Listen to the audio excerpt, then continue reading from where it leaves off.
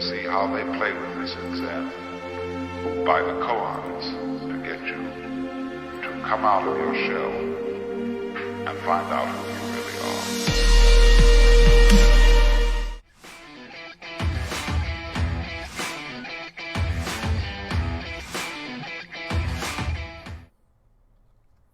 Hey, what's going on? Fix my hat here. I was out walking my dog. Just for a real quick minute, again, welcome to the gaming portion of the stream. I'm sorry, the light message portion of the stream. For a minute, I wanted to talk about manifestation and how you can kind of grasp onto the concept of what manifestation means in terms of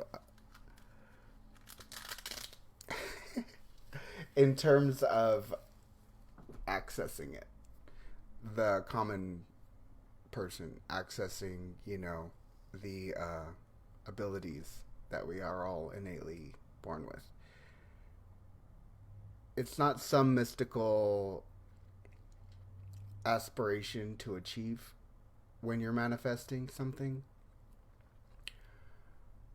It's actually quite simple in the sense that if you can wake up and decide what you're going to do, you've already laid the foundation for a manifestation to occur.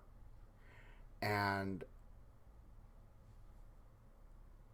if you look at the body as an energetic whole, manifesting is a very lower house ability. Whereas a higher ability is discernment. Can you tell what is true and what is BS? That's a higher house ability. Insight, even higher. So manifestation is in alignment with sacral chakra, creative energy. When they take a man and a woman and they intermingle, life occurs. As the same energy as putting a pen to paper and writing feverishly through the night, paintbrush to ink, what have you, that creative coalescence within yourself. Now, in deficiency, this energy can lead to feeling like you have a writer's block situation going on where you cannot move forward with your project. You feel stuck, you feel cornered in, and you don't really have the energy to even put anything out. For creative purposes, and I think why I'm focusing on creativity is I know a lot of creative people that are kind of stuck and want to reestablish that foundation. So again, it all comes from that ability to manifest. So what do you want to do is the question the universe is always listening in on. For a lot of people, it's, I want to be comparing myself to others. I want to be in poverty. I want to be under somebody else's coordination. I want to be led and I want to be following. I want to be controlled. You may not even realize that these are background thoughts, but they're fed into with thoughts of, I'm not enough. I'm not doing enough. Nothing's getting done. I'm not making any progress. And it becomes this mire of inaccessible, like, to your creativity, to that creative self, to that creative drive. You can find it really does resonate with a world that is filled with vices, because when you drain that creative urge from yourself, you've actually expressed through that sacral chakra all of your drive to create. So you may want to look at habits negatively affecting you. Are you overeating? Are you chronically masturbating? Are you doing anything in excess to the point where you get that feeling at the end? It's great. Every once in a while it's great. You know. I even know some people who can get by with it once a day. Overeating. I'm not talking about that. But remember that that's a reservoir of energy that you're drawing from to release that energy. And if you're constantly releasing that energy with no direction, you're going to find yourself in creative drought. I really wanted to bring this up, especially as cis male myself. And it is important for me to say cis male because I was born this way. Hi. And a lot of my own self-discovery has been through ascending the need to constantly feel satiated. Always. 100%. You know, where's my fix? Where's my fix? Where's my fix? And it assumed many faces. It was drugs. It was food. It was sex. It was, relationships. And then you start uncovering all these triggers for why you're burrowing into that rabbit hole. Again, this all has to do with creativity. And it's something I wanted to just touch on briefly. If you are in that mire of self-doubt, subjugation, the need to be controlled, or you won't be able to function. I always encourage, it's a great time to analyze what is triggering that. And so are you doing any of these excessively vice actions? Are you living in excess? Because that's why you have no energy. And that's why you're spinning and spinning and spinning.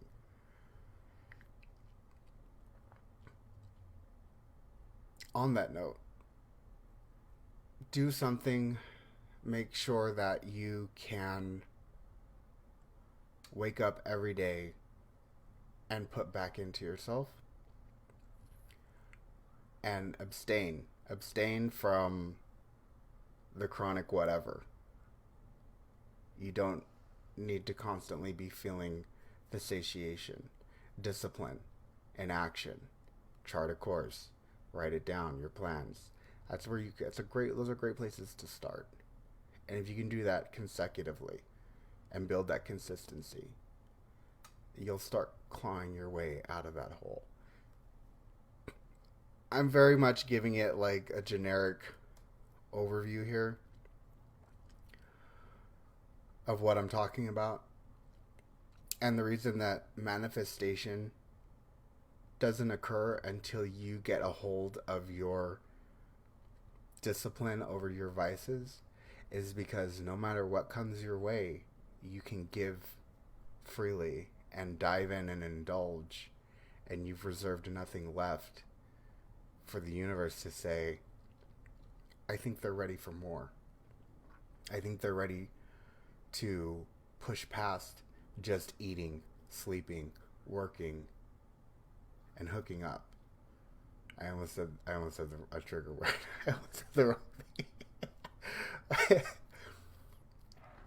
When you decide, this isn't something I'm saying, hey, everybody blossoms in their own time. Everybody comes to the realization that they are done living in the void of self-serving, satisfying my own senses.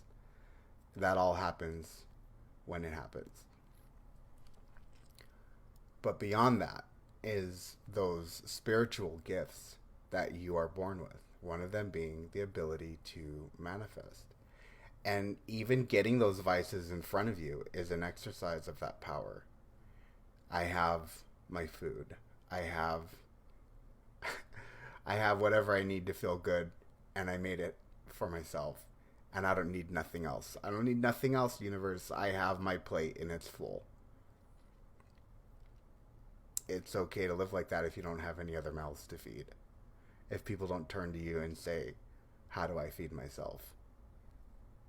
That's fine. But if you are standing at this awakening of, I need to open my eyes and everyone around me is suffering, and for the wrong reasons, because there's right reasons to suffer. There's definitely wrong reasons to suffer. And needlessly suffering is an epidemic. People out there working way too hard at the wrong thing and not getting anywhere, wondering why. You have to raise the bar.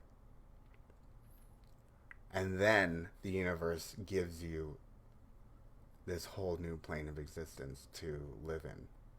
And again, you raise the bar, and again, you raise the bar, and again, you raise the bar. And those around you are also following step by step by step to where you've ascended. Manifestation is that powerful if you make it that powerful. But if all you want is a sandwich, well, then just walk to the kitchen, because it's sitting there waiting for you.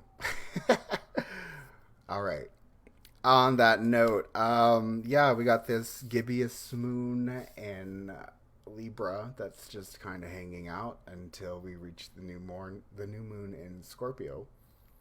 Or, I'm sorry, the full moon in Scorpio. Super full moon in Scorpio, and that's exciting. My moon is in Scorpio, and let me tell you right now, I have been diving deep into that, and that is so powerful, and it is very much, you're either going to be destroyed, burned alive, and then brought back to life. That's the power that I'm claiming right now. I'm breaking illusions around me. I'm breaking the BS around me. It is pretty awesome right now to be me. And anybody else with the Scorpio moon, and I've been following a couple of influencers. I'm so overwhelmed here. It's pretty awesome. The moon transits for today, feeling generous.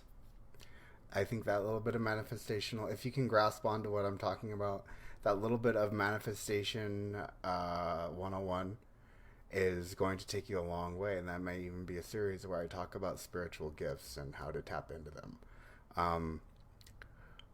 So do something generous for somebody. Today I was shown a lot of generosity all throughout yesterday and today. I think, and it felt good to just receive.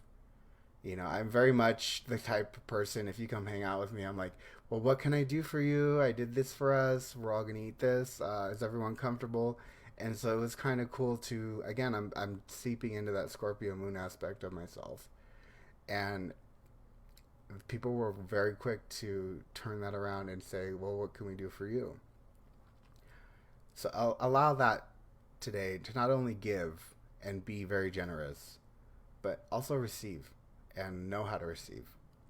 It's okay to receive. And some of us have to hear that. I mean, we got these auric vampires that will sap you dry. These energy vampires that will sap you dry. And it's not their fault. You know, the darkness has to feed. It's a thing like any other thing is, you know, but you just don't let them take all of you. That's a whole different conversation for another day. Overwhelming emotion. I haven't felt it personally, but just be aware of that. Actually, no, I think that did come through with my whole receiving. My heart was very full with just kind of being spoiled by my friends this week. And to my friends that I hung out with, you know, you guys are awesome. You know, my ex, he just bought me all the kinds of groceries. So, you know, I don't want to say that. My friend bought me all kinds of groceries. Very wonderful gentleman. Out of touch? Maybe. Just a little bit.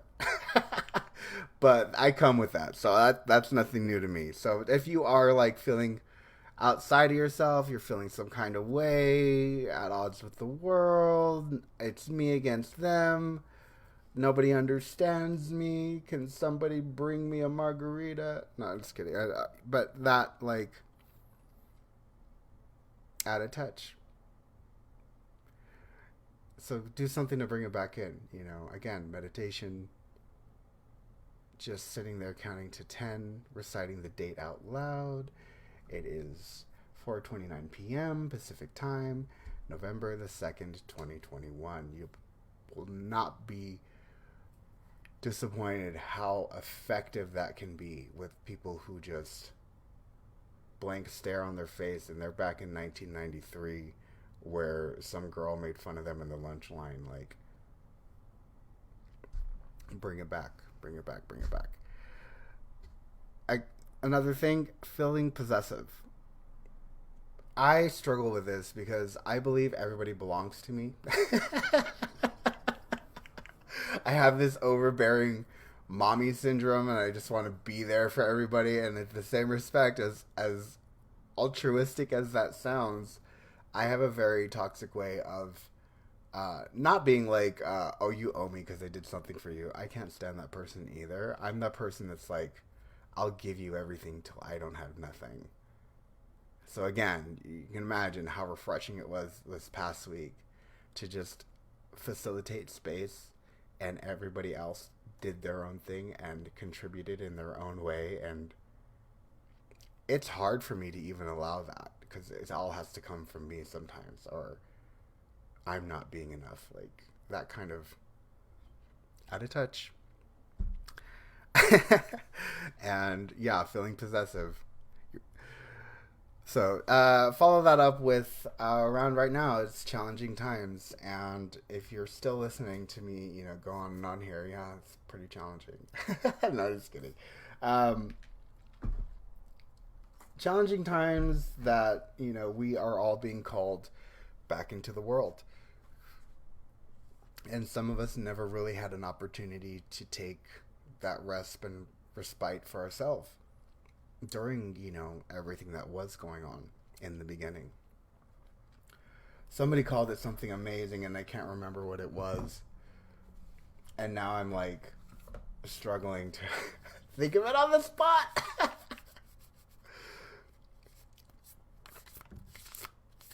Let's see. What is the day today? I just said it out loud. So it's a 2-day.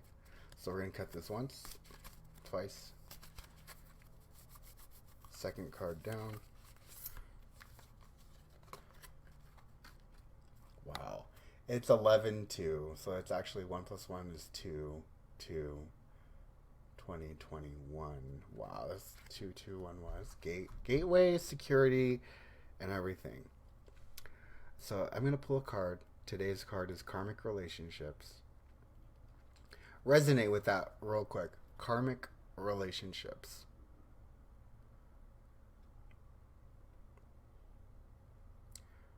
Okay.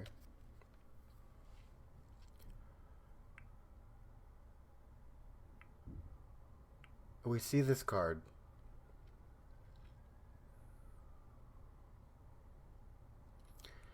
And in the silence and still of the cosmos are two people from different versions of the world that they've created. Your world is looking back at itself. And I'm being called back to a dream that I'll explain later. That world version of yourself is now moving away. All that you've put out, you've reaped and sowed on this new plane of reality that is the existence that you're experiencing. This existence is relative to you because although you may be experiencing it, it is relative to the 7 point whatever billion other people experiencing it simultaneously among trillions and trillions of celestial bodies that are also simultaneously existing relative to you looking at this card.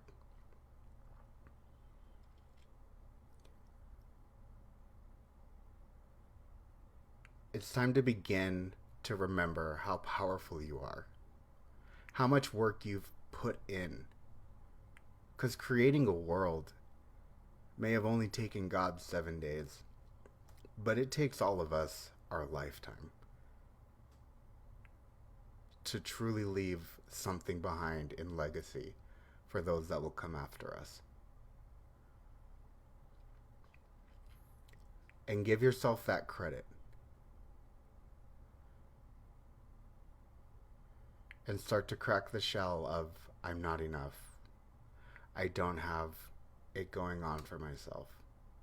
Because you've been encouraging yourself on the other side, just as this woman is beckoning good farewell to the old world as she looks back at herself going through that real-time reality. She knows what she's been through, but she's still encouraging her to keep moving, because where she's at is perfect in its stillness, in its newness. So open up a time portal, and to whatever time you were hurt, whatever time you were judged, that you were misled, or whatever resonance holds you in bondage, you set yourself free. And if that time is now, know that there's a version of yourself in a world that's being created further down from here that you are working toward, and you are encouraging yourself forward from that point. It is that powerful. Remember that you are that powerful. All right. You know, I really do enjoy kind of just coming on here and rapping about spirituality and accessing higher dimensions. I even have fun playing video games afterwards. So just want to thank my cousin Jason for allowing me a little space on his corner of the internet. And remember to subscribe to the 5XL, and I'll be right back with some video gameplay.